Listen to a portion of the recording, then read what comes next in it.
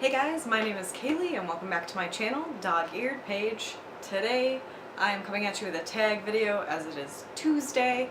I scoured tag playlists in BookTube and I tried to look for one where we'd have questions that would bring about a different style of books than I normally talk about. I feel like I've been kind of repetitive in my previous videos because a lot of the videos I've done so far have been about books that I'm currently reading. So I tried to find something where we go a little bit back in time and pull up some books that I may not talk about otherwise. I think I did that, at least a little bit. The tag is called the I Dare You tag. I found it through Allie at Hardback Hoarder. I will link her below. The origins of the tag are unknown, so we're gonna call her the Origins. I'll tag all of you at the end. Whoever wants to do it, feel free. There are 19 questions, so I'm gonna try and answer them sufficiently, and let's just get into it.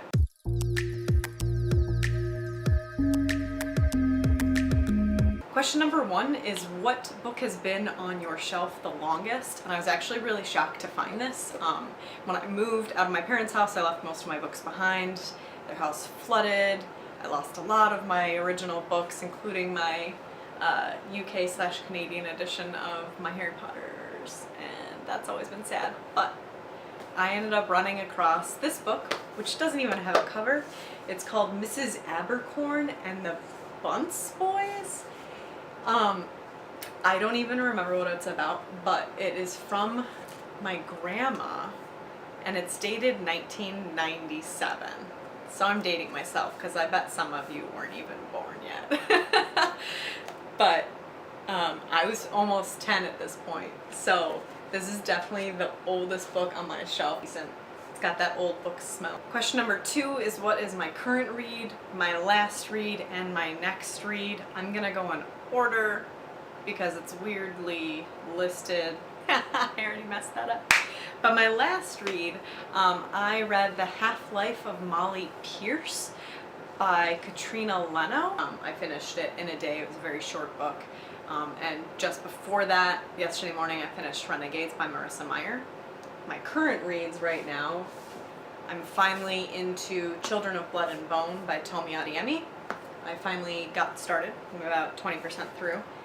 Loving it. Also just downloaded an ebook of All the Missing Girls, which is by something Miranda, Megan Miranda. I haven't even really started it. I read the first chapter, which kind of just gives you a glimpse into what you're in store for. So it's a thriller. That's about all I know. Those are the 2 books I'm reading right now. And finally, what book do I intend to read next? When I finish Children of Blood and Bone, I'm going to go right into The Cruel Prince by Holly Black, which is another book that I'm way behind on in terms of new releases this year that have gotten mass hype. So I'm just gonna fly right into it as soon as I wrap up what I'm reading right now. Question number 3 is, what book did everyone seem to like that you didn't? I'm paraphrasing, that's not the exact wording of the question, but the idea is there. And that book is The Kiss Quotient by Helen Hoang. I probably pronounced that wrong. However, I feel bad saying it. Some of the people I trust the most with, trust is such a rough word to say, but that I trust the most with recommendations, loved this book, and I felt like such an outsider not liking it the way that I expected to. I really went into it thinking that I would enjoy it because it's about a woman who's autistic. My son is autistic, so autism is close to the chest for me. I really went into it thinking that it was going to be a great representation, and I can't say that it's not a great representation because the spectrum is so wide that maybe someone with autism does really align with what happened in this book. But I've also said that I really do not care for insta-love stories, and almost this whole thing is surrounded by both insta-love as well as the plot is based solely on the fact that the 2 main characters don't communicate their wants and needs, and I don't care for plots like that either. If it just comes down to talking to someone and that's the repetitive plot progression, I can't. I gave it 3 stars. It wasn't awful. I loved the first 100 pages, and then it just went downhill from there. So unlike most people I've seen that gave it 5 stars and loved it, I did not love it. Number 4, what book do you keep telling yourself that you will read, but you likely will not? My husband's gonna hate the answer to this one. It is his favorite writer, and that is H.P. Lovecraft. Literally anything H.P. Lovecraft. I've read some of his works. In 2016, I started a collection of H.P. Lovecraft's work, like his best work. It's really, really a huge undertaking. I read maybe 10% of it, which was a lot of effort because it's that big. Our entire, like, 2 shelves of this bookcase here is H.P. Lovecraft work that I will probably never ever touch, even though I keep telling myself I will, especially because some of my favorite writers to date now, Neil Gaiman, Stephen King, really anyone who writes horror, he influenced them. I can't do it. Can't do it. Sorry. Number 5, what book are you saving for retirement? And I'm gonna go with a series, more or less. I'll probably get, okay, so I always say in my brain, like, I'll go through a phase where I'm like, I really want to read this now, and I never do. And that is the Lord of the Rings trilogy. Now, to be fair, I've read The Hobbit, and I've read The Fellowship of the Ring, and I've read almost a half of The Return of the King. But by the middle of The Return of the King, I put it down to read something else, and I never went back. And this is probably dating, like, back to 7 years ago? 7 years ago. I'll read it someday. It's not like Lovecraft where I keep telling myself I'll do it, but I probably won't. I will get to this. There's just so much else to read first. And that's when I retire. Question number 6 is, last page. Read it first or wait until the end? I don't like to spoil books for myself. I know some people use it as a motivator to go through a story they're not really digging, or some people can't deal with not knowing how a book ends before they go through it. I'm not like that. Like, it's the journey for me. It's about the journey. That's what we'll say. I never spoil anything. No last page first. Always wait till the end. Number 7 is the acknowledgments. Is it a waste of paper and ink, or is it an interesting aside? I almost never read the acknowledgments. The only time I read acknowledgments is if it's an author that I either like know or feel like I know, but I don't think they're pointless. I don't think it's a waste if I ever write a book, as I always intend to do. The acknowledgments will be important to me. It'll be people that, you know, matter in my life and made the book happen. So I think that they're a very important part of a book for the writer and for the people involved in writing. Question number 8 is, which book character would you trade places with? And I thought about this for a long time because my instinct was to say Harry Potter, but like, I don't really want to live in Hogwarts because it doesn't really go well, you know? And then I was thinking of all my favorite books, but they're all fantasy, and like, the main idea behind fantasy tends to be something bad happens and you have to change it, and it's a lot of work, and I'm kind of lazy. So I ended up going with Lucy from The Hating Game. Her job is something that I would be interested in doing because she works in publication, and her relationship is one of my favorite relationships written in a book ever. So I ended up thinking, like, what's the low risk, high reward character to trade places with? And came up with Lucy from The Hating Game by Sally Thorne. Question number 9 is, do you have a book that reminds you of something specific that happened in your life? And yes, several. But what I went with, in keeping with the idea that I'm going to show books I haven't really talked about before, I'm throwing it way back to like mid-high school when I did a cover buy, and that is Hairstyles of the Damned by Joe Mino. At this point, I don't even really remember what it's about. It's like a punk rock girl and a guy that are like complete opposites, and he kind of falls for her, if I'm not mistaken. I mean, I read this when I was like 16.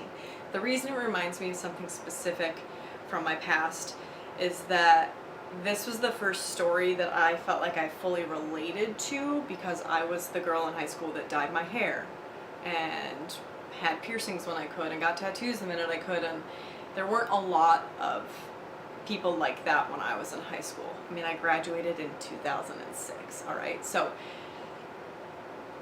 I was an outlier at that point. It's not so weird these days, but I related to it. And then further, when I read about the author, on the author page, he was teaching at the college I then decided to go to for a writing degree.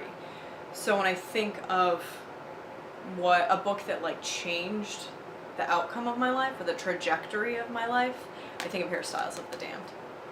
There you go. Question number 10 is name a book that you acquired in an interesting way.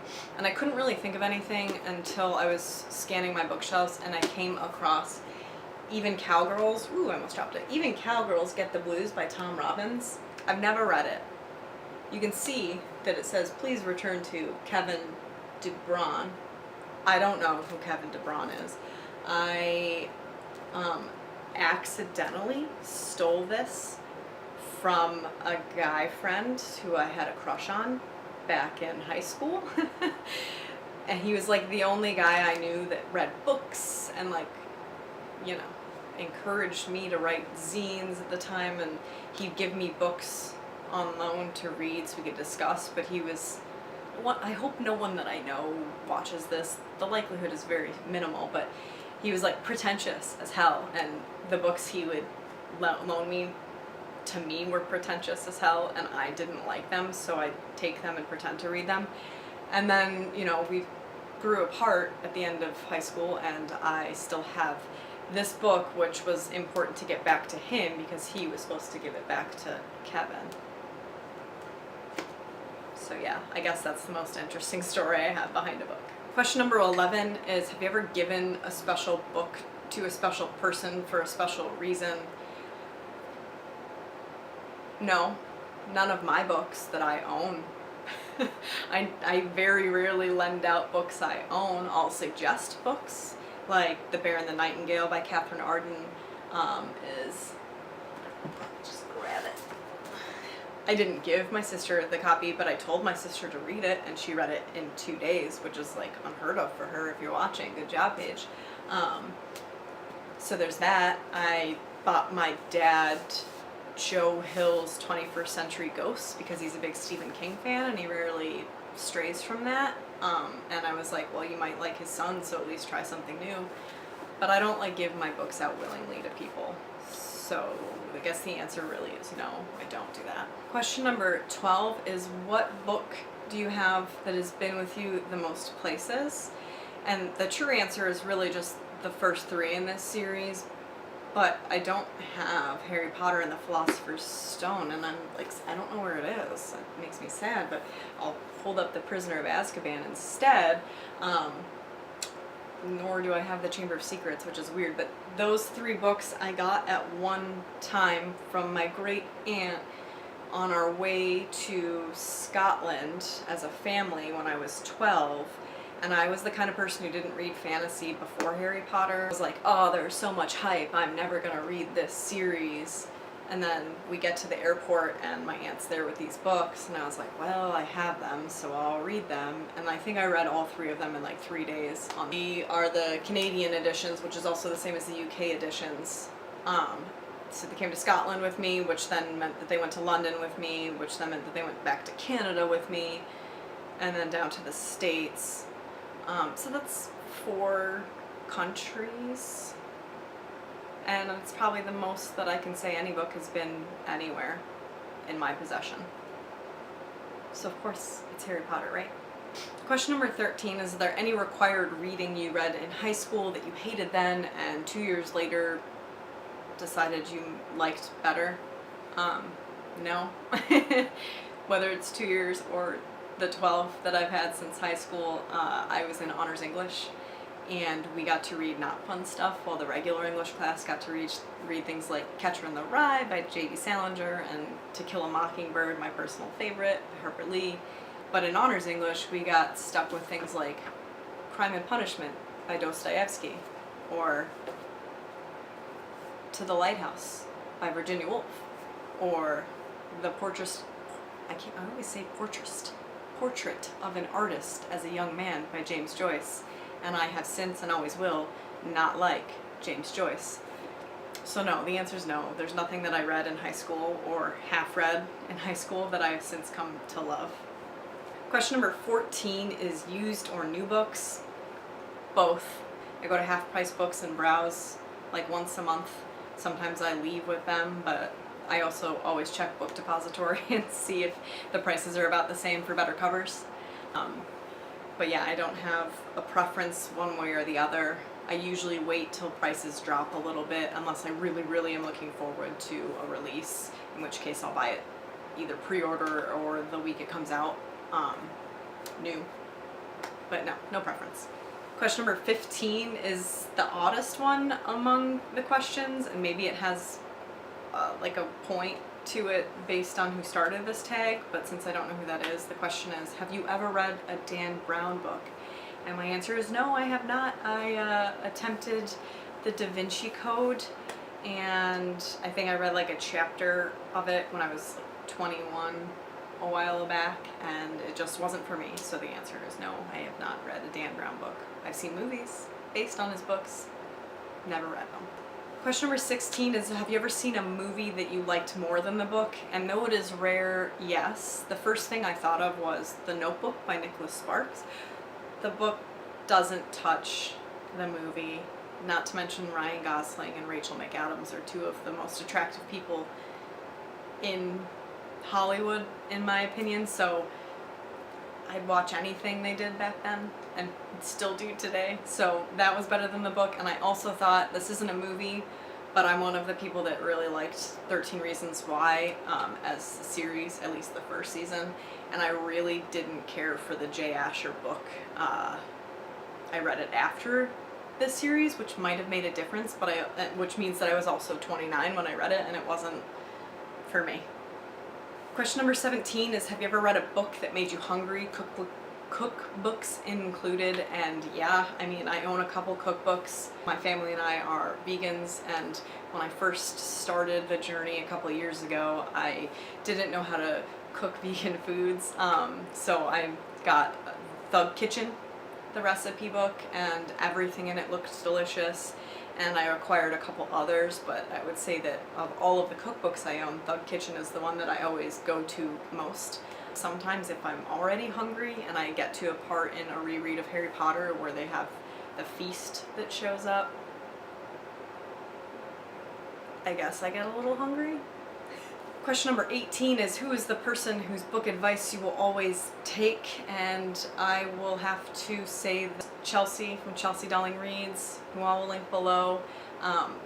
Most of her contemporary recommendations are books I end up loving, so so far as contemporary, I'll go to Chelsea, and then Allie from Hardback Hoarder, who I mentioned earlier, I took this tag from.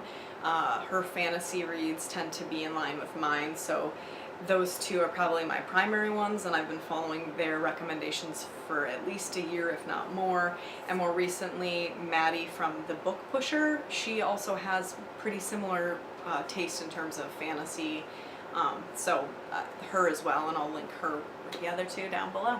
And question number 19, is there a book outside of your comfort zone that you ended up liking? And that, I'm going with The Last Exit to Brooklyn by Hubert Selby Jr. I'm not really, I guess you consider it a classic. I'm not really a classic fan, and the way he writes is without punctuation, almost stream of conscious. It's been a while. I read this in college for like a writer's study, and I think if it weren't for that writer's study that I did, I would never have picked up anything by Hubert Selby Jr. I loved it, and I really ended up focusing on him for a whole semester, which says a lot. And so yeah, that's my answer, Last Exit to Brooklyn. Alright, so that wraps up my tag for Tag Tuesday. I hope you enjoyed. Again, I'll link the people I mentioned below. You've got my links below to hook up on Twitter, Goodreads, Instagram. I'll write the questions below if you want to do the tag, because I don't have the origin of the tag. But that is it for me, guys. I will see you in the next video. If you liked this video, go ahead and like it. If you're new here, please subscribe. I would love you for it. I like to make new friends. Otherwise, have a good week, guys. Bye.